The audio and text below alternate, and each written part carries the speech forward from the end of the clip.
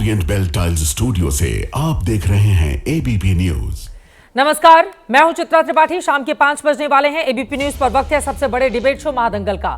वक्त कानून को लेकर 16 अप्रैल को सुप्रीम कोर्ट में सुनवाई होने वाली है, लेकिन उसके पहले वक्त कानून को लेकर पश्चिम बंगाल में बवाल थमने का नाम नहीं ले रहा। पिछले 5 दिनों से बंगाल के अलग अलग जिलों में लगातार हिंसा हो रही है। सबसे ज्यादा हिंसा मुर्शिदाबाद जिले में हो रही है, जहां पर कानून के विरोध के नाम पर सरकारी कार्यालयों में तोड़फोड़ की जा रही है। गाड़ियों को जलाया जा रहा है, ट्रेनों को रोका जा रहा है, स्टेशन को फूंक दिया गया है, दुकानों में तोड़फोड़ की जा रही है, विधायक से बदसलूकी की जा रही है और सांसद के दफ्तर में भी तोड़फोड़ की गई है। आज मुर्शिदाबाद के शमशेरगंज में गोली लगने से पिता पुत्र की मौत हो गई। सबसे ज्यादा निशाने पर पुलिस है। पुलिस वालों पर पत्थरबाजी की जा रही है। पत्थरबाजी की घटनाएं लगातार सामने आ रही हैं। उन्हें पीटा जा रहा है, उनकी गाड़ियों को भी जलाया जा रहा है।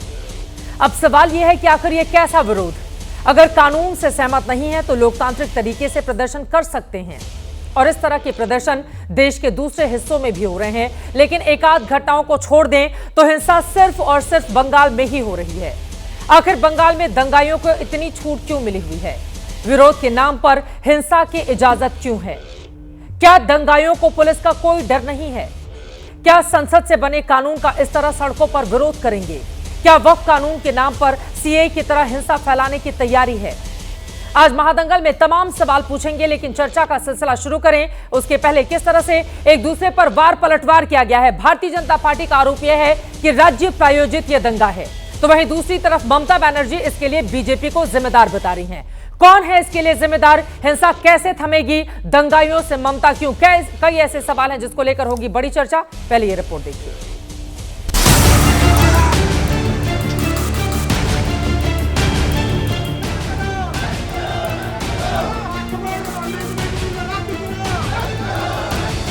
जंगीपुर एरियाते कम्युनल डिस्टार्बेंस দেখা গিয়েছে। গভর্নমেন্ট দিক থেকে খুব ক্লিয়ার এটা আছে, কোনো রকম হুলিগানিজম বরদাস্ত করা যাবে না।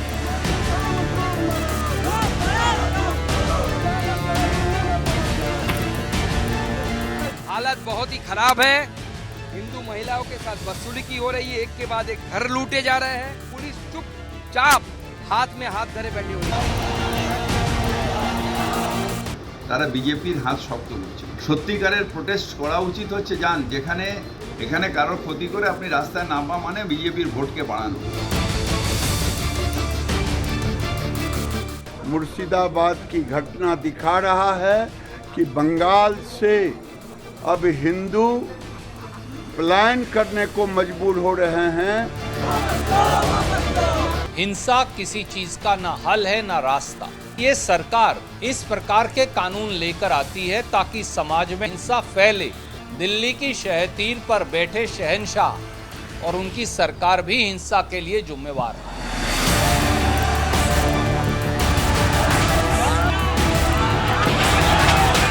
वक्फ के नाम पर सड़कों पर हिंसा हो, गाड़ियां जलाई जाएं, थाने जलाए जाएं, जमीयत उलमा हिंद इस तरीके कार को किसी भी रूप में सपोर्ट नहीं कर सकती। टारगेटेड वायलेंस हो रहा है। ममता बनर्जी एनकरेज कर रही है। तुष्टीकरण के नाम पर रविंद्रनाथ टैगोर की धरती को आज ममता बनर्जी ने तुष्टीकरण की प्रयोगशाला बनाई। वेस्ट बंगाल में जो हिंसा हो रही है, तो अगर उनको सरकार सही टाइम पे टैकल करे तो क्षति ना हो। वहाँ के रेजिडेंट्स की संपत्ति का नुकसान हुआ है, सरकारी संपत्ति का नुकसान हुआ है। ये सब इसलिए संभव है कि राज्य सरकार की कुछ ना कुछ शेय है। ममता बनर्जी जी वहाँ पर कानून व्यवस्था बना लेंगी। केंद्र सरकार ने ही व्यवस्था खराब की है। सरकार ही जानबूझ करके इस कानून को लेकर के आई है। बंगाल का चुनाव जीत लें, बिहार का चुनाव जीत लें।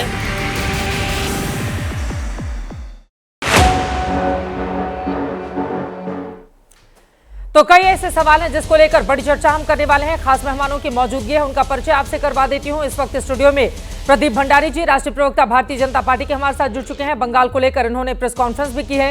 कुछ देर पहले राजकुमार भाटी जी, प्रवक्ता समाजवादी पार्टी के हैं, स्टूडियो में आ चुके हैं।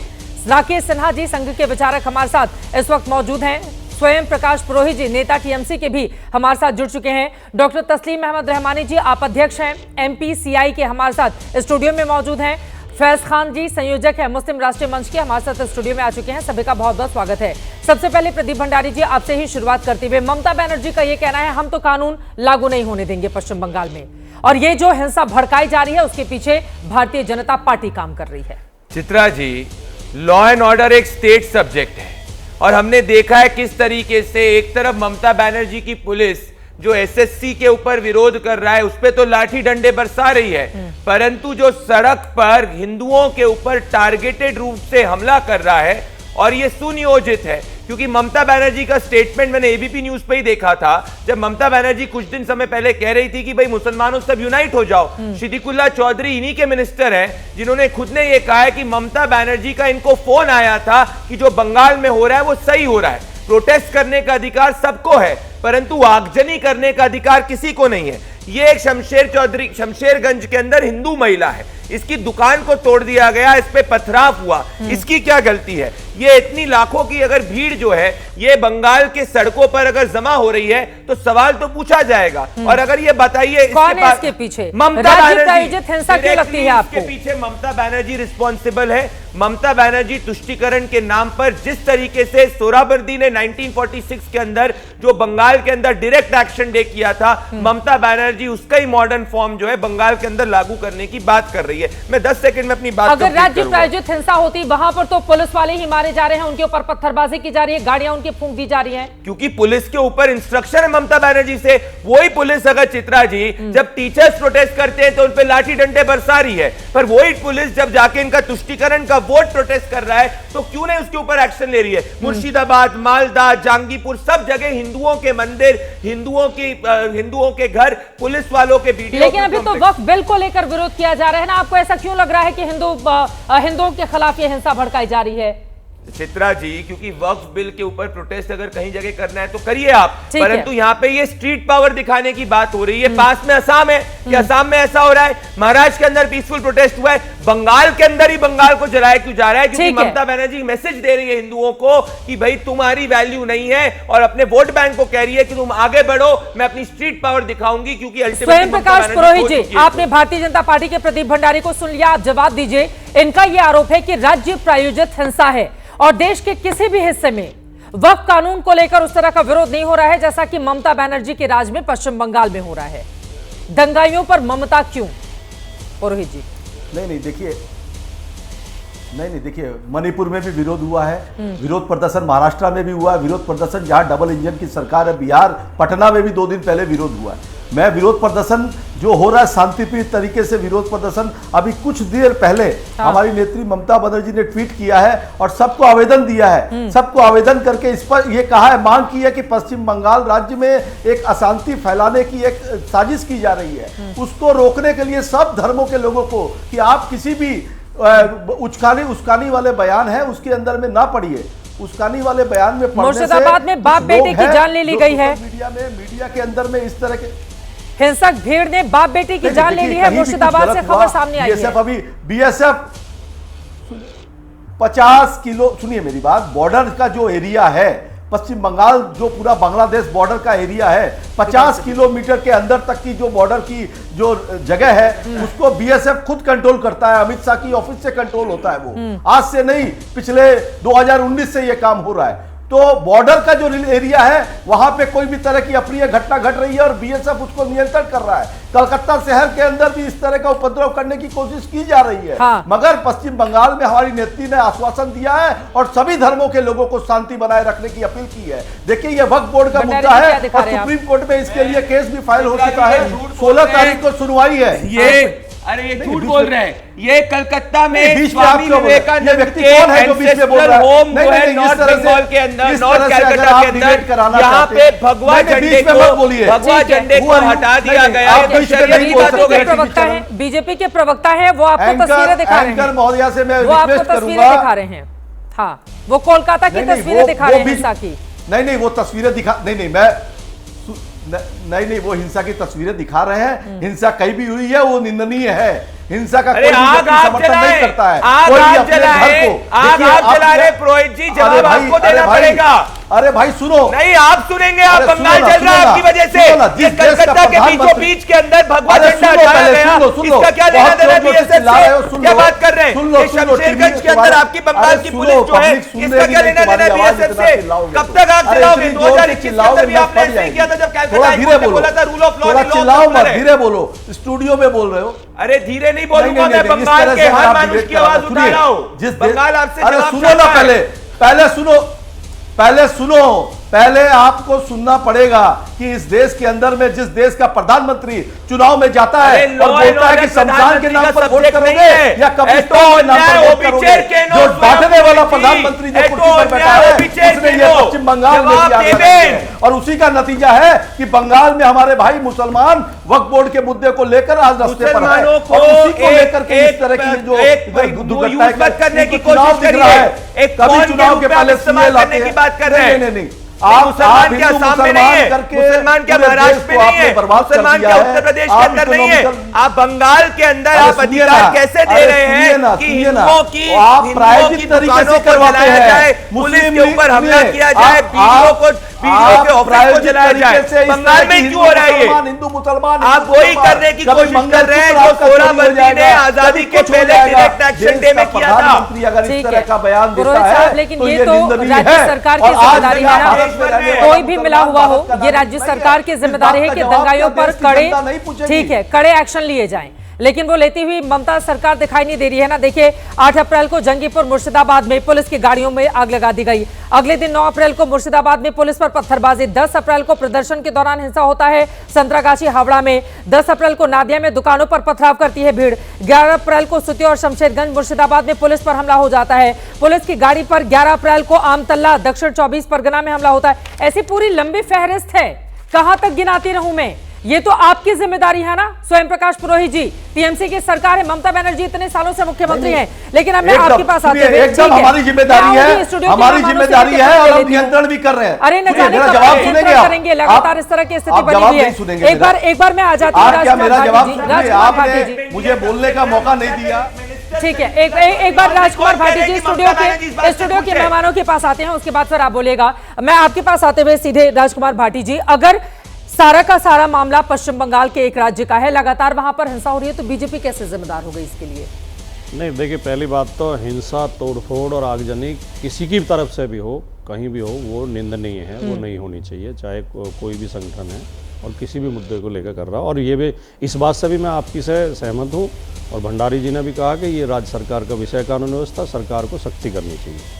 दोनों बातों से मैं सहमत हूँ, लेकिन सवाल ये है कि वक्फ के खिलाफ शांतिपूर्वक आवाज़ भी नहीं सुनना चाहती केंद्र सरकार तो और भारतीय जनता पार्टी तो, जो शांति से बोल रही। इस देश में पिछले दिनों में 2 ऐसे बड़े आंदोलन हुए, शायद मुझे लगता है आज़ादी के बाद वो सबसे बड़े लंबे आंदोलन थे और सबसे शांतिपूर्वक और अनुशासित हुए। एक किसान आंदोलन जो 13 महीने तक चलता रहा, दूसरा शाहीन बाग में जो सीए के खिलाफ आंदोलन था, उसमें महिलाएं बच्चे शांतिपूर्वक बैठे रहे, कोई हिंसा नहीं थी, कोई तोड़फोड़ नहीं थी। उनके ऊपर तो बीजेपी समर्थित गुंडों ने गोली चलाई आके 2 बार, लेकिन उनकी तरफ से कोई हिंसा नहीं थी। ये तो रोजाना उसकी भी निंदा करते थे, रोजाना उन्हें भी भाड़े के बिके हुए खालिस्तानी, पाकिस्तानी, तो कहा जा रहा था मुसलमानों की नागरिकता छिन जाएगी, छिन गई क्या? एक तो ये बात है चित्रा जी, मैं कहना ये चाहता हूँ, नहीं आपने सीए का जिक्र किया, ममता बनर्जी ने भी कहा था नहीं लागू होने देंगे, उस सवाल का नागरिकता छिन जाएगी, सवाल का जवाब भी मैं महिलाओं को, बच्चों को हथियार बनाकर आपने आगे बैठाकर इतना लंबा प्रोटेस्ट किया, वो तो झूठी बात थी ना राजकुमार भाटी जी? नहीं, मेरे ख्याल से तो बीजेपी की वकालत प्रदीप भंडारी को करनी चाहिए। अब आपसे सवाल पूछ लो तो एंकर को तो बीच में रहना चाहिए। सर यही दिक्कत है ना आप लोगों की? दिक्कत नहीं, ये दिक्कत बहुत बड़ी है सच में। आप लोगों की दिक्कत वास्तव में बड़ी हो गई है, हमारी थोड़ी देश की दिक्कत है। आपने सीए को लेकर एंकर को ऐसे दिखाई देना चाहिए, ऐसे बीच में, ठीक है, एंकर ऐसे झुके रहते हैं। अरे आपने भी राइट हाथ उठा कर रखा हुआ है, ठीक है सर, ठीक है सर। ये झुकाव है नहीं, आप तो दाहिना हाथ उठा रहे हैं ना, पहले तो आप भी कह लीजिए कि बीच में जब मैं आपके सवाल का जवाब भी दे दूंगा। लेकिन भाटी जी, मैंने आपसे कहा, आपने सीए का उदाहरण दिया, मैंने कहा सीए का हम लोगों ने लगातार कवरेज की थी, नागरिकता छिन जाएगी मुसलमानों की, किसकी गई नागरिकता? 2 साल से ज्यादा समय हुआ ना लागू हुए, तो झूठ बोला गया था ना एक वर्ग की ओर से, और राजनीतिक दलों को भी बड़ा मजा आया था उसमें कूदकर। चित्रा जी, हम आमतौर पर रोजाना देखते हैं, ये ज़्यादातर, सब तो नहीं लेकिन ज़्यादातर, जब बीजेपी की आलोचना होनी शुरू होती है, बीजेपी के विरोध में मुद्दा ठीक से उठता है, तब एंकर विषय को बदलने की कोशिश करते हैं और बीच में डिस्टर्ब करने की कोशिश करते हैं। माफी चाहता हूँ, आपको बुरा लगता होगा, लेकिन हम भी तो मुझे बहुत बोलेंगे अच्छा जब हमारे लगता साथ ये होता है। पर बोल लीजिए, चलिए ठीक है। नहीं कोई नहीं, बात इसलिए मैंने मुझे वो बहुत अच्छा टिप्पणी लग की। रहा है, सर बोलिए। हाँ, आपने जो मुद्दे सवाल पर उठाया, मैं आप जी। चाहेंगे तो उसका जवाब भी दे दूंगा, बोलिए। लेकिन पहले मैं उस बात पूरी कर लूं जो मैं कह रहा था। ये शांतिपूर्वक आवाजों को भी सहन नहीं करते। जब इन्होंने इसके वक्फ बिल के समर्थन में प्रदर्शन कराने शुरू कर दिए बीजेपी ने, शुरुआत तो बीजेपी ने की जगह जगह, और माफी चाहूंगा उसमें कुछ फर्जी लोग भी खड़े किए इन्होंने टोपी पहना के। हमारे मुस्लिम भाई भी थे, मैं ये नहीं रिजेक्ट कर रहा कि सारे गलत थे, मुस्लिम भाई भी हैं, अब जैसे फैज साहब ही हैं, वो समर्थन में है उसके में, लेकिन कई जगह फर्जी खड़े किए, मेरे पास पक्की खबर है, और फर्जी नारे लगवाए, तो विरोध में प्रदर्शन होना ही होना था। हुआ है तो थोड़ा दिल बड़ा रखिए। लेकिन मैं लास्ट टिप्पणी ये कर दूं, आपने कहा कि ये लॉ एंड ऑर्डर राज्य का, स्टेट का विषय है, राजस्व भी स्टेट का ही विषय है, भूमि प्रबंधन भी, और ये बिल भूमि प्रबंधन से संबंधित है, बिना राज्यों की सहमति के लागू होना ही नहीं चाहिए। दूसरी बात, कानून व्यवस्था अगर पश्चिम बंगाल में राज्य का विषय है तो उत्तर प्रदेश में भी है। उत्तर प्रदेश में बीजेपी समर्थक एक संगठन जो योगी आदित्यनाथ जी का निजी संगठन है, करणी सेना, वो आज आगरा में सड़कों पर तलवार और बंदूक लेके भद्दे भद्दे नारे लगा रहा है। विपक्ष के सबसे बड़े नेता श्री अखिलेश यादव जी की हत्या की धमकी दे रहा है, सांसद की जीभ काटने की धमकी दे रहा है, और उत्तर प्रदेश पुलिस मौन बैठी है। तो आप ये नहीं कि बैंगन पंडित जी को पत्थर औरों को कुपत्थ, अगर पश्चिम बंगाल में आप उंगली उठाओगे तो आपको उत्तर प्रदेश में भी सोचना चाहिए कि सरकार की सह पे हिंसा की जा रही है, ठीक है, तोड़फोड़ की गई है सांसद के घर में, और एक आदमी, सिंगल आदमी जेल नहीं भेजा गया। तो इसमें भी बीजेपी को ध्यान देना चाहिए, वरना तो ये आपके खिलाफ बवाल होगा। अगर आप इस तरह भेदभाव करेंगे तो सड़कों पे लोग उतरेंगे। ये आप शांतिपूर्वक विरोध प्रदर्शन में बर्दाश्त नहीं कर पाते हैं, प्रदीप भंडारी जी। सड़कों पे लोग उतरेंगे, जिनको सड़क पर कानून के हिसाब से जाना जाइए। आप धमकी किसको दे रहे हैं भाटी जी? क्या यहाँ पे जाके हिंदुओं की शॉप को जलाने की बात दे रहा है आदमी जो सड़क पे उतरेगा, पुलिस वाले को लाठी से मारेगा, इसका लाइसेंस देने की बात कर रहे हैं, वीडियो के ऑफिस को जला देगा, इसके लाइसेंस की बात कर रहे हैं? क्या बात क्या करना चाह रहे हैं? जिसको सड़क पर जाना है, पीसफुली प्रोटेस्ट करना है, कानूनी परमिशन लेना, लीजिए, कोई मना नहीं कर रहा। महाराष्ट्र के अंदर भी प्रोटेस्ट हुआ है, परंतु मैं आपसे ये पूछना चाह रहा हूं, क्या हिंदुओं की दुकानें तोड़ना सही है? क्या ममता बनर्जी के मिनिस्टर शदीकुल चौधरी ये साफ कह रहे हैं कि ममता दीदी का फोन आया और उन्होंने कहा कि जो हो रहा है वो ठीक हो रहा है? क्या ममता बनर्जी ने उस मिनिस्टर को हटाया है? और क्या पहली बार बंगाल के अंदर हो रहा है? 2021 में बंगाल के अंदर एंटी हिंदू वायलेंस हुआ था, क्या कहा था कैलकाटा हाईकोर्ट ने कि रूल ऑफ लॉ नहीं, लॉ ऑफ द रूलर है। तब आप क्यों नहीं बात करना चाह रहे? असम में हो रहा है, उत्तर प्रदेश में हो रहा है, महाराष्ट्र में हो रहा है, कहां पे टारगेटेड वायलेंस हो रहा है बंगाल के अलावा? कहीं नहीं हो रहा। और आपको घबराने की जरूरत नहीं भाटी जी, मैं श्योर करता हूं अखिलेश यादव और विपक्ष का कोई भी नेता है, भारतीय जनता पार्टी की सरकार है, कानून फॉलो होगा और पूरी तरीके से हम इस तरीके की राजनीति नहीं करेंगे। जिस विषय को लेकर प्रदर्शन हो रहे हैं उसका हिंदू मुसलमान से कोई संबंध नहीं है, लेकिन हमारे भाई प्रदीप भंडारी ने 5 बार हिंदू मुसलमान शब्द प्रयोग किया। दुकान ही जा रही है, सुन तो लो भंडारी जी, सुन तो लो, हिंदू ही मर रहा है, सुन तो लो भैया, हिंदू को टारगेट कर रहा है, और जो पश्चिम हटाया जा रहा है यार, अब पश्चिम बंगाल के मुख्यमंत्री ब्राह्मण हिंदू हैं, वो खुद पूजा पाठ करती हैं, वो हिंदू नहीं है। हर चीज में हिंदू मुसलमान, हर चीज में हिंदू मुसलमान। देश में ऐतिहासिक रूप से हमने देखा है कैसे हिंदू राजाओं को दगा देने वाले कौन लोग थे जो जाके मुगल से मिले। ये सैफरन फ्लैग क्यों हटाया गया? मुझे बताइए, ये सैफरन फ्लैग क्यों हटाया गया? अगर इसमें हिंदू कोई लेना देना नहीं है, अगर वक्फ का ही प्रोटेस्ट है, तो कलकत्ता में स्वामी विवेकानंद के एंसेस्ट्रल होम के 2 किलोमीटर दूर पे नॉर्थ कलकत्ता में ये किस तरीके से भगवा फ्लैग को क्यों हटाया गया? ये तो शरीयत की बात हो गई कि भगवान नहीं चलने देंगे जहां पे हमारी मेजोरिटी है। क्या बात कर रहे हैं आप? पहली बार मत करिए भंडारी जी, देश का माहौल खराब होता है। माहौल बंगाल का खराब हो रहा है, ममता जी रिस्पॉन्सिबल है, देश का माहौल ठीक है। ठीक है, मुर्शिदाबाद में तो बड़ी आबादी मुस्लिम समुदाय के लोगों की ही है ना, 60% से ज्यादा। उसके बावजूद वहां पर जिस तरह की हिंसा की खबरें सामने आ रही हैं, लेकिन आपने कहा कि जमीन का जो मामला होता है वो राज्य सरकारों के अधीन होता है। लेकिन तस्लीम साहब, मैंने संविधान के कुछ आर्टिकल्स पढ़े। संविधान के अनुच्छेद 245, 246 के तहत संसद को कानून बनाने का अधिकार है, और अगर संसद द्वारा बनाया गया कानून संघ सूची या समवर्ती सूची के विषयों से संबंधित है तो राज्यों को इसे लागू न करने का कोई अधिकार नहीं है।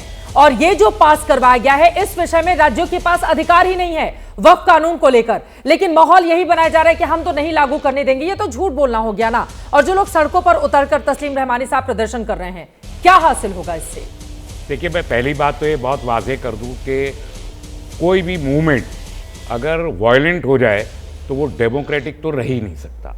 और ये जो वायलेंस हो रहा है, इसको ये एक्चुअली इसका इम्पैक्ट ये है कि पूरे देश में जो वक्फ के खिलाफ, वक्फ अमेंडमेंट एक्ट के खिलाफ जो मूवमेंट बन रहा है या हो रहा है जहाँ जहाँ, ये सब उस पूरे के पूरे मूवमेंट को डिरेल करने का काम करेगा, उसको बदनाम करने का काम करेगा। जहाँ जहाँ पीसफुल मूवमेंट हो रहा है या होगा, उस सब को ये ख़राब कर लेगा। और इसके लिए मैं समझता हूँ कि वहाँ की जो चीफ मिनिस्टर साहिबा हैं, वो अगर सीरियस हैं, जो ये कह रही हैं कि वो वक्फ के इस कानून की मुखालफत करती हैं, इसे कबूल नहीं करती, तो उनको इस किस्म के मूवमेंट की कोई इजाज़त किसी को भी नहीं देनी चाहिए। ये मैं हिंदू मुस्लिम की बात तो मैं कर नहीं सकता, ये बीजेपी के लोग ज़्यादा बेहतर, यही बात इनको ज़्यादा सूट करती है तो वो करें।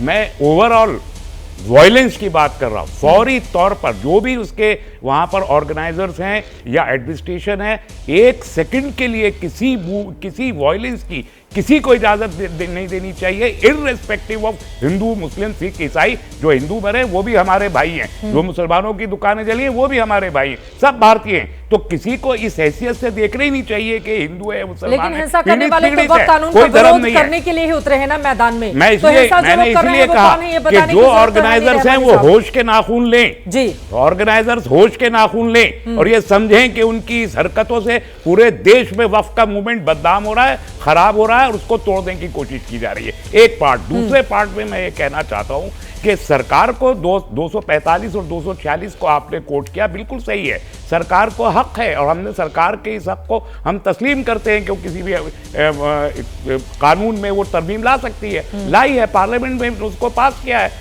हमारी मोहतरमा सदर जमहूरिया ने उसको साइन किया है, नोटिफाई हो गया, ठीक है। इसके बावजूद भी लोगों का जो स्टेक होल्डर्स है पूरे देश को, उससे इख्तलाफ करने का हक खत्म नहीं हो जाता। लेकिन अगर आप इख्तलाफ के नाम पर 300 लोगों के खिलाफ उछल के कर देंगे 2-2 लाख रुपए के, उनको अदालत में बुला लेंगे कि आपने काली पट्टी, एक लफ्ज बोला ही नहीं है, वायलेंस तो दूर की बात है, बोले भी नहीं है, काली पट्टी बांधी है और आपने 2-2 लाख के उछल के उनके कर दिए। या आप बता रहे हैं उत्तर प्रदेश में मुजफ्फरनगर में। दूसरी तरफ आपने 10-10 लाख रुपए के नोटिस भेज दिए जो एक्टिविस्ट थे, जिनसे एक एक्सपेक्टेशन थी कि शायद ये आ जाए, मूवमेंट शुरू करे, उनको पहले ही आपने 10-10 लाख 5-5 लाख रुपए के नोटिस उनके घरों पर भेज दिए। तीसरी बात, मुझे अब भी एक बहुत सीनियर जर्नलिस्ट ने मैसेज करके बताया कि कश्मीर में, मैं ये वेरीफाई नहीं कर रहा न्यूज़, कश्मीर में मस्जिदों के इमामों से पुलिस अंडरटेकिंग ले रही है कि वो वक्फ बिल के बारे में कुछ बोलेगी नहीं। तो अगर जमहूरियत में हमें पीसफुल प्रोटेस्ट का राइट है तो फिर इस राइट को दबाने की कोशिश क्यों की जा रही है? मैं कह रहा हूं कि सरकार कोई नहीं दबा रहा है, सरकार अपना पक्ष रखे, कोई नहीं दबा रहा है, रूलिंग पार्टी अपना पक्ष रखे, हमको अपना पक्ष रखिए। आखिर क्या जो करोड़ों मुसलमान जो शांति प्रिय जो है कर देगा ना, समर्थन कर रहे हैं कि वो मुसलमानों की आवाज नहीं है। और मैंने आज इसलिए मैं ओपन में कहा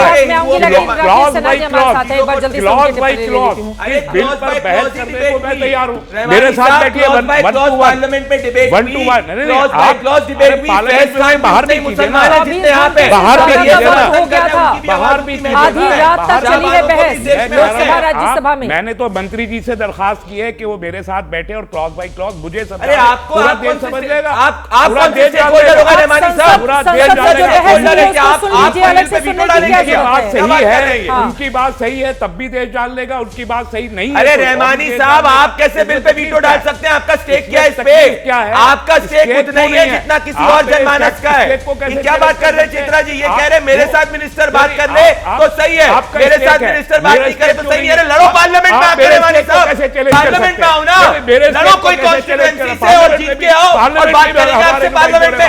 आपका कोई स्टेक नहीं है, आपका कोई स्टेक नहीं है। उन सब 20 करोड़ मुसलमानों का स्टेक है, 140 करोड़ देशवासियों का स्टेक है, उतना स्टेक है आपका। आप कोई वीटो नहीं कर सकते, कोई बिल के ऊपर। आप हैं कौन? आप हैं कौन? डेमोक्रेसी आप वही है जिसने फैसला किया है, जब मैं हूं और कोई है। पार्लियामेंट के अंदर जितना हक है पार्लियामेंट में, ये कोई इसके साथ बदमाशी नहीं जैसे लोग जी के पास तो बहुत देर से हमारे साथ जुड़े हुए हैं। राकेश सिन्हा जी, मैं आ रही हूं, फौरन आ रही हूं आपके पास। सोचना भी मत। ठीक है, ठीक है, अब आप लोगों की बात हो गई। एक सेकंड, ठीक है, राकेश सिन्हा जी, पश्चिम बंगाल में इतनी ज्यादा हिंसा क्यों हो रही है? एक बार राकेश सिन्हा जी, उसके बाद में आ रही हूँ तस्लीम साहब। राकेश सिन्हा जी, पश्चिम बंगाल में इतनी हिंसा क्यों हो रही है, क्या वजह समझ में आ रही है? जब स्टूडियो में लोग एक दूसरे की बात नहीं सुन सकते हैं तो आप सड़क पर क्या अपेक्षा करते हैं लोगों से? सब पढ़े लिखे लोग हैं, राजनीतिक दलों से आते हैं और अपनी बात नहीं कर सकते हैं। लाखों करोड़ों लोग एबीपी न्यूज़ को देखते हैं, अपना समय छोड़कर, सभी काम को छोड़कर न्यूज़ चैनल के सामने बैठते हैं। और मेरे जैसे लोगों के लिए बहुत तकलीफ की स्थिति होती है। मैं तो डिबेट से बाहर हो रहा था क्योंकि मैं किसी की बात सुन नहीं पा रहा था। देखिए, मैं 2 बातें यहाँ कहना चाहता हूँ। सीधी बात, हिंसा का भी एक तर्क होता है और बिना तर्क का जो हिंसा होता है उसको हम कहते हैं शांति काल की हिंसा। और बंगाल में जो लोग कह रहे हैं, मैं कहता हूँ ये शांति काल के उपद्रवी हैं, शांति काल के दंगाई हैं। जब पूरे देश में शांति का माहौल रहेगा और कोई एक कानून बने या कोई वक्तव्य आ जाए, पत्थर लेकर आगजनी करने के लिए, हमला करने के लिए, दुकानों को तोड़ने के लिए जो लोग निकलते हैं, वो कौन लोग हैं? वो उपद्रवी नहीं हो, साफ रूप से डिफाइंड रूप से पश्चिम बंगाल के मुसलमान हैं। एकदम ये हिंदू मुस्लिम इशू बनाने की कोशिश हो रही है ममता बनर्जी के द्वारा। अगर कोई बोलता है, झूठा सेकुलरिज्म नहीं चल सकता इस देश में। केंद्र का कानून बना, कहते हैं केंद्र ने गलत कानून बनाया। 1954 का इतिहास देख लीजिए। 4 राज्यों में सेंट्रल कानून बनने से पहले वक्फ कानून था जिसमें बंगाल भी था। संसद के बहस में कहा गया कि हमारे राज्य में कानून, आप कानून मत बनाइए। नेहरू की सरकार ने कहा हम केंद्रीय कानून बनाकर पूरे वक्फ को प्रबंधन करेंगे। तो ये इसकी जड़ तो ही थे। अब नरेंद्र मोदी सरकार को क्यों दोष दे रहे हैं? अमित शाह जी को क्यों दोष दे रहे हैं? मोदी जी को क्यों दोष दे रहे हैं? नेहरू जी से जाकर पूछिए कि आप 4 राज्यों में कानून था, आपने क्यों बनाया? किस राज्य ने मांग किया? अब दूसरी बात मैं कहना चाहता हूं, एक कहावत है चित्रा जी, सैया भय कोतवाल अब डर काहे का। ये बंगाल के इस उपद्रव पर सीधा लागू होता है। जब पश्चिम बंगाल की सरकार अपनी पुलिस को, प्रशासन को आंख बंद लेने के लिए कहेगी, कौन निकले हैं? क्या कहेंगे? दंगाई हैं। मुसलमान घर से बाहर निकले हैं डंडा लेकर, पेट्रोल बम लेकर। उनको डर नहीं है। बंगाल का पॉपुलेशन 27% है। जिस दिन 47% हो जाएगा, जिसकी बात फरहद हकीम कर रहे हैं कि बंगाल को मेजॉरिटी बना देंगे, इसीलिए 1901 के सेंसस के बाद जो कहा गया, जो हमने 47 में देखा, at the end of the day they count number, we calculate our loss. ये 1901 में ब्रिटिश सेंसस कमिश्नर के बाद जब एक किताब एस.सी. मुखर्जी ने लिखा था, कर्नल एस.सी. मुखर्जी जो सुरेंद्रनाथ बनर्जी के दबाव थे, डाइंग रेस, उन्होंने क्या कहा था? आज देखिए बंगाल के पॉपुलेशन में क्या हो रहा है। 61 से 71 के बीच में 44%, दोनों के बीच में मुस्लिम पॉपुलेशन 44% बढ़ा है। 1991 से 2000 के बीच में मुस्लिम पॉपुलेशन जो एडिशन हुआ है, 51% एडिशन हुआ है। कहाँ से आ रहा है पॉपुलेशन और कैसे बढ़ाया जा रहा है इस पॉपुलेशन को? अब मैं 2 बात पूछना चाहता हूँ, किस बात का विरोध कर रहे हैं? किसी ने संसद को घेरने से रोका है क्या? भारत के जिसको प्रदर्शन करना आके संसद पार्लियामेंट स्ट्रीट में आए, जंतर मंतर में धरना देखने के लिए बैठे, कौन मना कर रहा है? प्ले कार्ड लेकर काले, कहां पर जोगी जी ने 2 लाख 2.5 लाख का फाइन किया है? गलत रिमर मत फैलाइए कि बंगाल कश्मीर में एक जर्नलिस्ट ने कहा, मुझे भी एक जर्नलिस्ट ने कहा कि आपके घर में बम मिला है। तो माफ कीजिए, मैं बीच में बोलता रही हूं, लेकिन अगर आप भ्रमित करेंगे, रिटिन में है, मैं अपनी अशोक, मैं अपनी देखिए राकेश सिन्हा के रिटिन में है। मैं नाम बताना शुरू करूं क्या कि किस किस को नोटिस दिए? क्या 300 लोगों पर 300 लोगों को कुचल के नहीं किए गए? क्या बताइए आप मुझे। आप कैसे दूसरों को झूठा और अपने आप को सच्चा खाली करार दे सकते हैं? वो कश्मीर के संदर्भ में आपने जो बोला है वो भी झूठ बोल रहे हैं। सुन लीजिए, मैं उसको वेरीफाई नहीं कर रहा, मैं कश्मीर को वेरीफाई नहीं कर रहा, लेकिन मेरे पास मैसेज है। एक बहुत सीनियर जर्नलिस्ट का मैसेज। बोले राकेश जी। चित्रा जी, मैं अपनी बात पूरी कर लूं। बोलिए। रहमानी साहब मेरे ट्विटर हैंडल पर भी पिंड ट्वीट है। मैं 4 दिन पहले कश्मीर अनंतनाग गया, जो अड्डा था, वहाँ 4 मुसलमान खड़े होकर, उसमें मुफ्ती भी थे, मंदिर के लिए पैसा दिया, दान दिया, और वो नरेंद्र मोदी को भगवान मान रहे हैं कि उनके आने के बाद हमारी जीवन सुधर गया। जाकर अनंतनाग में, बारामुल्ला में देखिए क्या हो रहा है। दूध की नदी बह रही है बारामुल्ला में, 1.25 लाख लीटर दूध का रोज प्रोसेसिंग हो रहा है। क्या बात कर रहे हैं आप कश्मीर के बारे में? पत्थरबाजी करने वाले लोग मंदिर को दान देना बहुत अच्छी बात है, दे दिया, लेकिन हम बात वक्फ की कर रहे हैं, हम वक्फ पर बात कर रहे हैं, हम मंदिर और मस्जिद पे बात नहीं कर रहे हैं इस वक्त। मैं 2 सवाल खड़ा करना चाहता हूं। मैंने दो मिसालें दी आपको खारिज करने के लिए। आप कह रहे हैं डिबेट छोड़ दूंगा, मेरी आदत नहीं है। बोले 2 सवाल, मेरी आदत नहीं है। ठीक है, मैं 2 सवाल में पूछना चाहता हूं। वक्फ के किस प्रावधान से आपको समस्या है? एक बता दीजिए, किस प्रावधान से समस्या है? क्या वक्फ बोर्ड में कुछ गैर मुस्लिमों को रखने से समस्या है? तो मैं बता दूं कि साउथ के मंदिरों में, ट्रस्ट में पहले मुसलमान होते थे और इसके पूरे प्रमाण हैं। यह बात एक बार मैं बोल दिया तो मैं ट्रोल कर दिया गया। अरे भाई, सेकुलर देश में प्रबंधन में, सेकुलर कानून के प्रबंधन में हिंदू मुसलमान, आप कहेंगे कि मुसलमानों का शासन मुसलमान, दो ही राष्ट्रवाद को देश में मत लागू कीजिए। मुसलमान का मुसलमान, हिंदू का हिंदू। जो जनप्रतिनिधि है, लोकतंत्र जाति धर्म से ऊपर जनादेश के आधार पर एक सेकुलर गवर्नमेंट तैयार करती है। दूसरा सवाल मैं पूछना चाहता हूं, जो इनको दिखा रहे सारे लोगों को टीवी पे, हाँ, यदि वक्त दरगाह और मस्जिद, दरगाह और मस्जिद को सरकार ले लेगी। अमित शाह जी ने संसद में क्या कहा कि आपके धार्मिक मामलों में वक्फ का जो धार्मिक पक्ष है उससे इस कानून का कोई लेना देना नहीं है। इस वक्फ के कानून को पूरे सभी दीवारों पर लगा देना चाहिए। ठीक है, सभी दीवारों पर लगा देना चाहिए। हमारा मतलब सिर्फ 163 करोड़ को 12,000 करोड़ करना है, वो 12,000 करोड़ मुसलमानों के पास पहुंचेगा। ये मुस्लिम माफिया इस देश में शांति काल को उपद्रवी है, यही उपद्रव हो रहा है। और मैं बता देना चाहता हूं, पूरे देश में इसकी प्रतिक्रिया होगी। यदि इस उपद्रव को नहीं रोका गया, पूरे देश के हिंदू खड़े हो जाएंगे और खड़े होना चाहिए। तो फिर आप क्या चाहते हैं इस देश में मुस्लिम राजा जाए? राकेश सिन्हा जी आपसे पार्टी के सवाल पूछ रहे हैं, उसके बाद में फौरन आ रही हूं। फैज खान जी को भी दिखाते रहिए, बहुत देर से हमारे साथ हैं। आप बुद्धिजीवी आदमी, शिक्षित आदमी है, मैं मानता हूँ, और आप बोलते भी अच्छा है। मैंने बहुत शांतिपूर्वक आपको सुना। नहीं, क्या बात कर रहे हैं, क्या हो रहा है? बात तो सुन लें। आपकी तमाम बातें विरोधाभासी हैं। आप अपने कहे हुए का खुद ही खंडन कर रहे हैं। एक तरफ आप जम्मू कश्मीर में कह रहे हैं मुसलमान मोदी जी को भगवान मान रहे हैं, दूसरी तरफ आप पश्चिम बंगाल में मुसलमानों से डरे हुए हैं। मुसलमान सड़कों पर निकल रहे हैं, ज़्यादा हो गए तो क्या होगा, और आप मुस्लिम माफिया जैसा शब्द प्रयोग कर रहे हैं जो उकसाने वाला शब्द है। आप इतने विरोधाभास में क्यों फंसे हुए? और जब लोकतंत्र में किसी नेता को भगवान कहना शुरू हो जाता है, समझिए लोकतंत्र समाप्ति की ओर चलता है, तानाशाही की ओर देश चल देता है। और आपका यही प्रयास है, क्योंकि आप कितने अच्छे आदमी जुड़े हुए तो आरएसएस से हैं। आरएसएस की कोशिश यही है कि देश में लोकतंत्र ना रहे, संविधान ना रहे, मनुस्मृति का राज हो, भगवे का राज हो, और देश तानाशाही की ओर जाए, और प्रधानमंत्रियों को ईश्वर का अवतार माना जाए, जैसे आपने पहले से मानते रहे हैं आप। तो इतना विरोधाभास आपके बीच में क्यों है? अगर आप सद्भाव की, शांति की बात करें तो अच्छा लगेगा। आप उकसाने वाली बातें खुद कर रहे हैं। राकेश जी जवाब दीजिए, फैज खान जी, उसके बाद मैं आ रही हूँ फौरन आपके पास, बोलिए। मैं सिर्फ इतना कह रहा हूं, एक शांतिपूर्ण कानून जिसको जनादेश के आधार पर और ज्वाइंट पार्लियामेंट्री कमेटी के सभी प्रकार के विमर्श के बावजूद पार्लियामेंट में सभी दलों को सभी समय में पूरा अवसर मिला बोलने का। उसके बाद यदि सड़क पर दंगा करने निकल रहे हैं, वो दंगाई नहीं है, वे लोग हैं जो पढ़े लिखे लोग हैं और राज्य सरकार के आंखों के नीचे निकल रहे हैं। वे दंगा, गलत बातों पर लेकर दंगा करें, क्या उत्तेजना नहीं होगी? मैं तो कह रहा हूं, मैं तो इसी उत्तेजना का शिकार हूं। मैंने तो उस चैनल में जाना छोड़ दिया जो मुझे कहा कि मुसलमानों के ऊपर गलत टिप्पणी करो। मैंने ये बात कही और वो बातें बहुत वायरल हुआ। और आप कर रहे हैं, आज भी कर रहे हैं। मैं किसी भी शर्त पर दंगा और दंगाइयों के साथ खड़ा नहीं हो सकता हूं, लेकिन मैं कहना चाहता हूं ये सीधे हिंदुओं के ऊपर हमला है, संविधान के ऊपर हमला है, और मुस्लिम समाज का एक बड़ा वर्ग माफिया के रूप में काम कर रहा है। मुस्लिम समाज का एक बड़ा वर्ग माफिया के रूप में काम कर रहा है, ये नोट कर लीजिए। यदि पश्चिम बंगाल का पॉपुलेशन 27% से 44% हो जाए तो क्या हो जाएगा, आप देखिए। ठीक है, एडन गार्डन को क्लेम कर रहे हैं वक्फ प्रॉपर्टी, संसद को क्लेम कर रहे हैं वक्फ प्रॉपर्टी।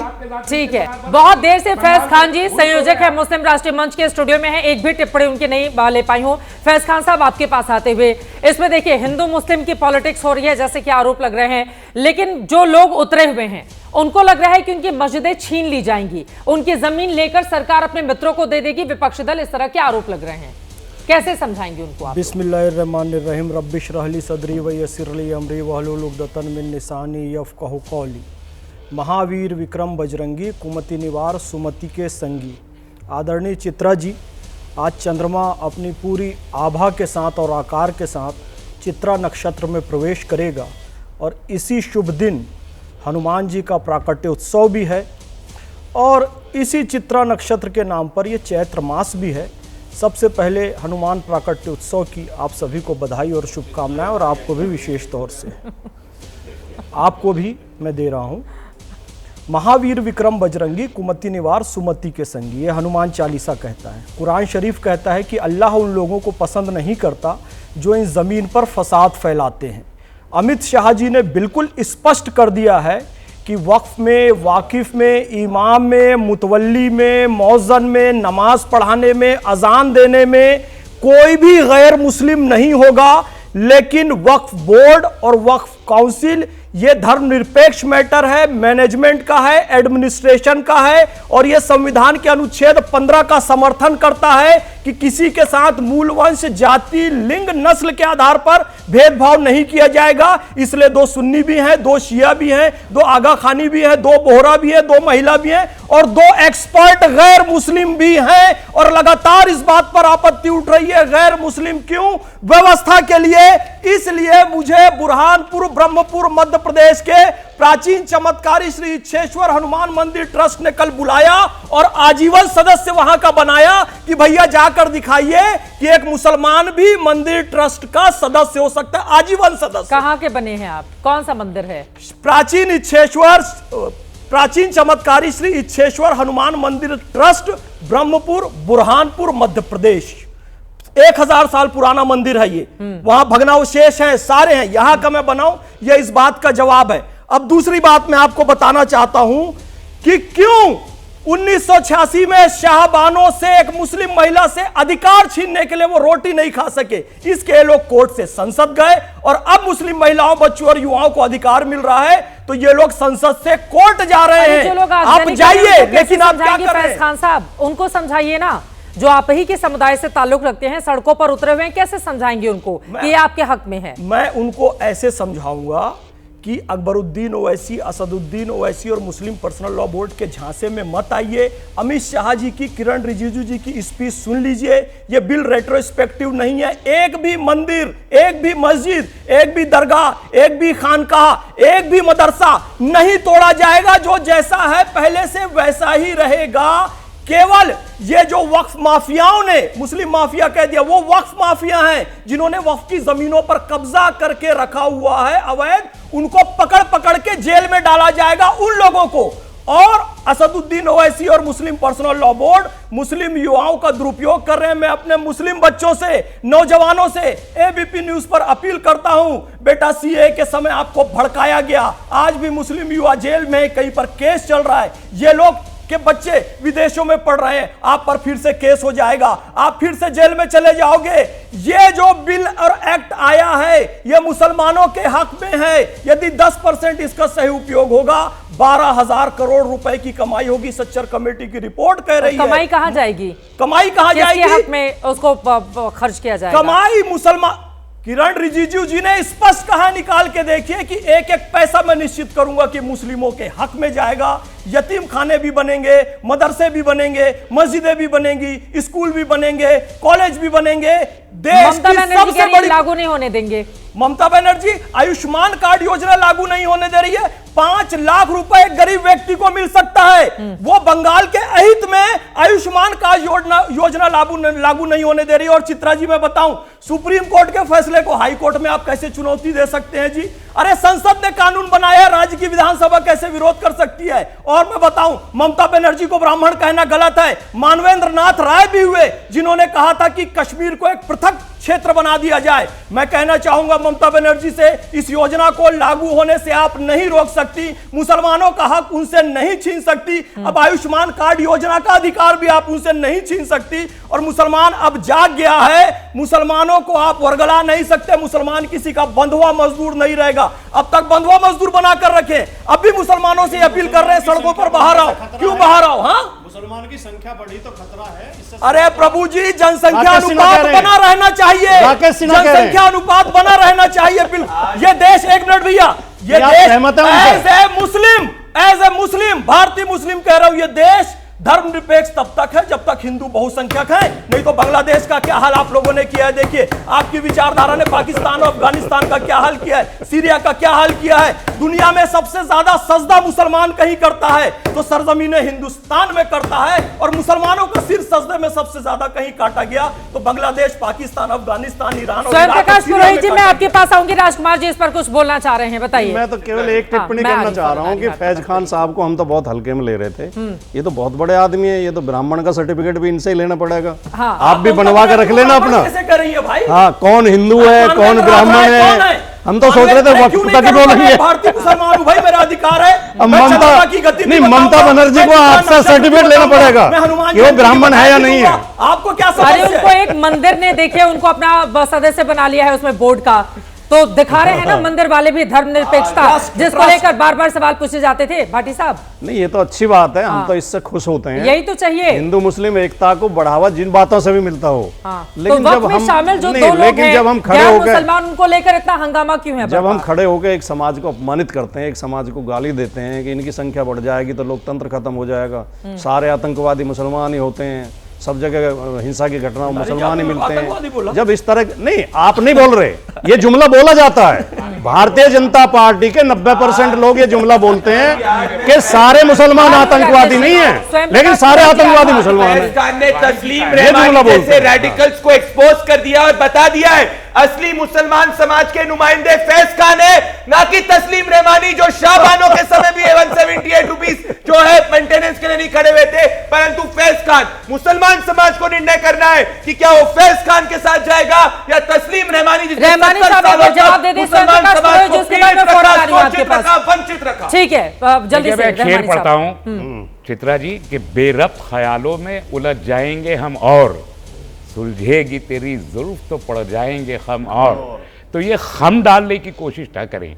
आज आपका मौजू है सीधे सीधे सिंपली वेस्ट बंगाल में जो वक्फ बिल को ले, वक्फ कानून को लेके जो हिंसा हो रही है वो मौजू है या वक्फ है। अब आप पूरे सारी दुनिया की बातें इसमें लाए तो इस मौजू को बहुत ही डाइल्यूट हो जाएगा। जहां राकेश सिन्हा जी जैसे पढ़े लिखे लोग मौजूद हो, भाटी जी साहब जैसे लोग मौजूद हो, वहां इस किस्म की लायानी बहस वक्त का ज़ाय करने के सिवा कुछ नहीं है। आपने मुझसे पूछा था राकेश जी कि कौन से प्रोविजंस हैं जिस पे इख्तलाफ है। मैंने इसीलिए कहा, किरण जी ने 1.5 मिनट का, आज किरण हमारे मंत्री जी ने 1.5 मिनट का अपना वीडियो क्लिप जारी किया है, उसमें भी उन्होंने अपील की है। अब बड़ी अच्छी लैंग्वेज वो उर्दू भी बोलने लगे हैं, उर्दू में बोलने लगे हैं, लेकिन मैं ये कहना चाहता हूँ कि चिल्ली चालू करवा देंगे और मेरी बात को दबा दिया जाएगा। आप पब्लिक डिबेट में एक बार रहमानी जी की बात हो जाए, रहमानी साहब भी ममता बनर्जी जी की ही बात कर रहे हैं, ममता बनर्जी का ही पक्ष ले रहे हैं। जिन्होंने हमारे शिवलिंग का अपमान किया था, मौजू पे आइए, आप बताइए कि जो हिंदुओं के ऊपर डाइल्यूट कर रहे हैं, एक बार जल्दी डाइल्यूट कर रहे हैं। अच्छा ठीक है, एक बार स्वयं प्रकाश पुरोहित जी, वरना उनकी बात रह जाएगी। देखिए उनकी शिकायत भी वाजिब है कि हम पश्चिम बंगाल पर डिबेट कर रहे हैं। एक बार please please please please please, ठीक है स्वयं प्रकाश पुरोहित जी, स्वयं प्रकाश पुरोहित जी, ठीक है प्लीज, स्टूडियो में किसी की आवाज नहीं जा रही है। स्वयं प्रकाश पुरोहित जी, वक्फ कानून के खिलाफ बंगाल के अलग हिस्सों से जो तस्वीरें आ रही हैं वो हम दिखा रहे हैं। आप बताइए लगाम कब लगेगी दंगाइयों पर? नहीं, देखिए वायलेंस करने वाले उपद्रवियों के ऊपर में कड़ी से कड़ी कार्रवाई राज्य सरकार करेगी और कर रही है। और आज ममता बनर्जी ने और तृणमूल कांग्रेस के हैंडल की तरफ से, ट्विटर की तरफ से आप देखिए ये क्लियर मैसेज गया है कि कोई भी धार्मिक उन्माद फैलाने वाले व्यक्ति की सजा सीधी जेल में है, वो व्यक्ति रास्ते में नहीं रहेगा। मगर आपको एक चीज देखनी है कि जिस तरह से लोग बैठ करके अभी टीवी चैनल में वक्फ बोर्ड के फायदे गिना रहे हैं, मगर दुर्भाग्य का विषय है कि संसद भवन में जब उसको पास कराया जाता है लोकसभा में, तो एक भी मुस्लिम सांसद नहीं रहता है भारतीय जनता पार्टी का। आप मुसलमानों की भलाई की बात कर रहे हैं। आपने देश में नोटबंदी की, टीवी चैनल में लोग बैठ करके नोटबंदी की बड़ाई कर रहे थे। इस व्यक्ति को चुप करिए। आपने जिस समय किसान 700 किसान देश में मर गए और किसान आंदोलन हुआ, उसी तरह वक्फ बोर्ड पे अगर लोग मुसलमान लोग नहीं, इस तरह से आप मछली बाजार आप लोग तय नहीं करेंगे कि झूठ क्यों बोल रहे हैं, बताइए पहले तो। गुजरात से चम्मच चुराया था, पूरा वीडियो बना था चांदी का चम्मच चुराते हुए, तोड़ने की कोशिश की जा रही है। भारतीय जनता पार्टी की हम जेपीसी में गए थे, जब तक मैं हम जेपीसी में गए थे, हमने अपने विचार रखे, क्यों नहीं गए थे जेपीसी? ठीक है पुरोहित साहब, एक सेकंड, एक सवाल पूछो, एक सवाल चिल्ला करके आप झूठ बोल रहे हैं। आप दर्शकों को देश के गृह मंत्री में इनको बताइए नहीं है, वो ऐसी है बीजेपी से गुलाम अली खटाना है। 26 का उल्लंघन है, 26 का 26 का ठीक है, धार्मिक कार्यों के प्रबंधन का अधिकार है भैया, 26 का उल्लंघन नहीं है, धार्मिक कार्यों के प्रबंधन का दखल नहीं दे रहा है। आग लगा चुके हो पश्चिम बंगाल में। स्वयं प्रकाश पुरोहित जी, एक सेकंड सर, अब इतना पीड़ित मत बताइए। पश्चिम बंगाल में कहीं और आग नहीं लगी, पश्चिम बंगाल ही एक राज्य है जहां पर जाकर ये लोग बीजेपी वाले आग लगा देंगे। सर थोड़ी सी शर्म कर लीजिए, आपके हाथ में है सब कुछ।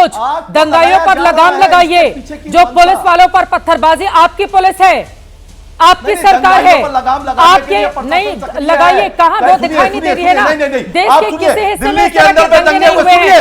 आपने मणिपुर का जिक्र किया, मणिपुर में बीजेपी के एक नेता का घर जला गया, ये बात सही है, लेकिन वक्त को लेकर जो दंगा है वो पिछले कई दिनों से बंगाल में जारी है। कैसी बात कर रहे हैं आप? ये राज्य सरकार की जिम्मेदारी है, ये ममता बनर्जी की जिम्मेदारी है कि टोपी ट्रांसफर बंद करें। स्वयं प्रकाश पुरोहित जी, नुकसान मुसलमानों का भी हो रहा है, पकड़ के जाएंगे छोटे छोटे बच्चे जेल में, न जाने कब बाहर निकलेंगे। और मुसलमान करने वाली सरकार देश में है, उनकी मंशा है, जिन्होंने 2002 के अंदर मुर्शिदाबाद में कौन बीजेपी का नेता जाकर वहां पर दंगा भड़का रहा है? इतने दिनों से 2002 में गुजरात को जलाया, वो आज बंगाल को जलाने के लिए तत्पर है। प्रकाश पुरोहित जी, आपकी सरकार जिस तरह से इनके जो एजेंडा काम करते हैं, क्या बोलते हैं कि हम लोग मुसलमान को फेंक देंगे? शुभेंदु अधिकारी बोलता है क्या वो लोकतांत्रिक भाषा है उनकी? ये उनकी क्या लोकतांत्रिक भाषा है क्या शुभेंदु अधिकारी की?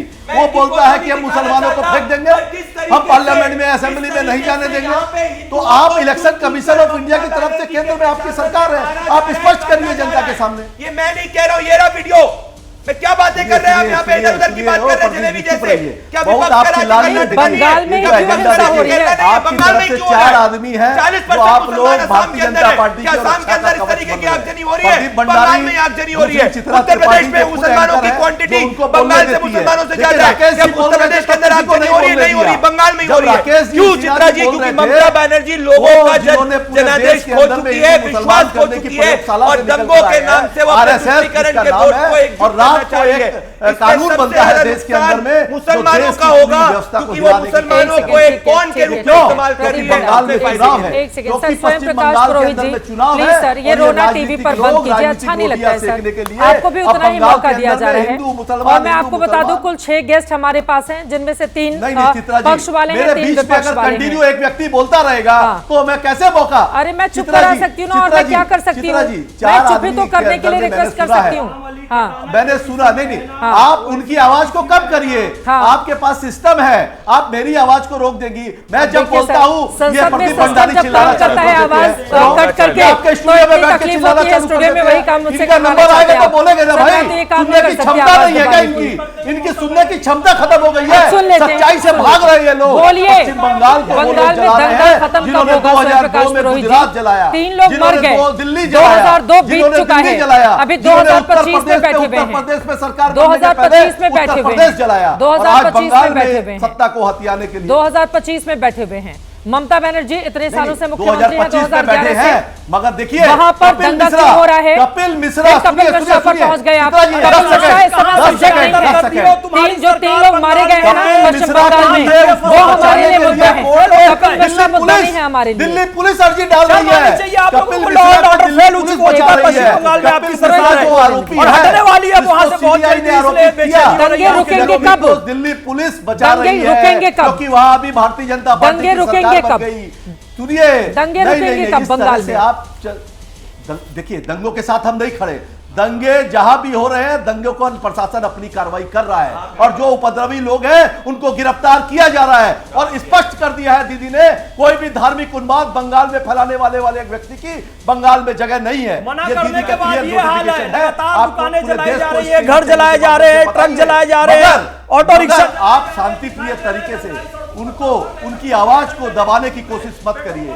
जिस तरह से आप बैकडोर से बंगाल के साथ आपने क्या किया, दिल्ली के अंदर में कभी मछली बंद कर देते हैं कि बंगाली लोग बांग्लादेशी इतना साहस कहाँ से आता है? रहने वाले सब जलती हुई बंगाल की तस्वीरें हैं, और आप यहाँ पर आकर दूसरों को ज्ञान देते हैं। इतना साहस कहां से आता है, मैं हैरान हूं आपको सुनकर। एक जल्दी से सच्चाई बोल रहा हूं। बंगाल में आग लगाई जा रही है। उन्होंने कहा कि उन्होंने एक्शन लिया। मैं कह रहा हूं सरकार जी, उन्होंने कहा कि उन्होंने एक्शन लिया। 5000 लोगों ने रेल को रोकने का प्रयास किया, कितनों को इन्होंने गिरफ्तार किया। पब्लिक ट्रांसपोर्ट के ऊपर यहाँ पे धार्मिक झंडे दिखाए गए, कितनों को गिरफ्तार किया। धन्यवाद। चर्चा का हिस्सा बनने के लिए लगातार पश्चिम बंगाल के अलग अलग हिस्सों से कभी बस जलाई जा रही है, कभी पुलिस वालों की गाड़ियां जलाई जा रही हैं, कभी पत्थरबाजी की जा रही है, पुलिस वालों को निशाने पर लिया जा रहा है। यानी कि बंगाल पिछले कई दिनों से लगातार जल रहा है वक्फ कानून के नाम पर। पश्चिम बंगाल की मौजूदा स्थिति बेहद चिंताजनक है। पिछले 5 दिनों से लगातार हिंसा की तस्वीरें सामने आ रही हैं, लेकिन बावजूद इसके ममता बनर्जी दंगाइयों से सख्ती से पेश आने में नाकाम रही। ऐसा लग रहा है कानून व्यवस्था नाम की कोई चीज नहीं बची है वहां। अगर पुलिस से हालात काबू में नहीं आ रहे तो फिर सेंट्रल पैरामिलिट्री फोर्स की तैनाती की जानी चाहिए, रैपिड एक्शन फोर्स की तैनाती होनी चाहिए, लेकिन हर हाल में हिंसा पर रोक लगनी ही चाहिए। ममता बनर्जी ये दावा भी कर रही हैं कि वक्फ कानून पश्चिम बंगाल में लागू नहीं होगा, लेकिन देश के संविधान में अधिकारों का बंटवारा साफ साफ है। संविधान के तहत वक्फ को लेकर केंद्र सरकार को कानून बनाने का पूरा अधिकार है। राज्य सरकारों को कुछ अधिकार हैं, जैसे वो वक्फ बोर्ड में एक व्यक्ति को नॉमिनेट कर सकती हैं, कलेक्टर सर्वे कर सकता है, ट्रिब्यूनल का गठन राज्य सरकार कर सकती है और वक्फ के रूप में सरकारी संपत्ति पर मालिकाना हक संबंधी विवादों का समाधान कलेक्टर के द्वारा किया जाएगा। लेकिन संविधान ये नहीं कहता कि राज्य सरकार चाहे तो वक्फ कानून नहीं लागू कर सकती। ऐसे में ममता बनर्जी वक्फ कानून को लेकर जो बयान दे रही हैं वो सिर्फ राजनीतिक बयानबाजी है। इस वक्त उन्हें राजनीतिक बयानबाजी करने से ज्यादा कानून व्यवस्था को ठीक करने पर जोर देना होगा, क्योंकि इस हिंसा की वजह से 3 लोगों की जान पश्चिम बंगाल में जा चुकी है और हालात लगातार बिगड़ते हुए चले जा रहे हैं। आगे क्या बनेगी परिस्थिति, उस पर रहेगी एबीपी न्यूज की नजर। अभी के लिए दीजिए इजाजत। देश और दुनिया की तमाम खबरों के लिए आप देखते रहिए एबीपी न्यूज। सभी लोगों का बहुत धन्यवाद चर्चा का हिस्सा बनने के लिए।